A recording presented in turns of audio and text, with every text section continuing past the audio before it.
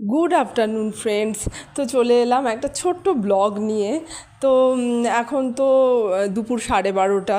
ধরো আমি না একটুখানি সেজে গুজেছিলাম এই ভিডিও করব বলে, আর আমাদের জায়গাটা একটু তোমাদের দেখাবার জন্য। দেখো কত বড় বড় মেহগিনি গাছ, কি সুন্দর আমাদের জায়গাটা, চারিদিকে গাছপালা।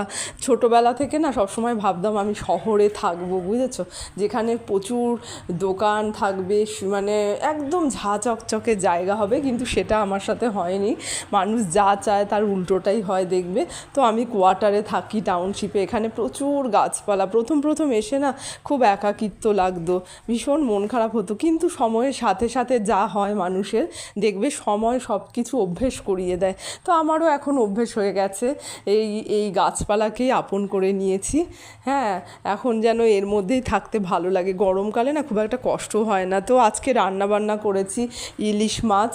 হ্যাঁ, ইলিশ মাছটা সর্ষে বাটা, সর্ষে আর পোস্ত দিয়ে করেছি, একটু কাঁচা লঙ্কাও দিয়েছিলাম, আর এটা হচ্ছে ভেন্ডির তরকারি।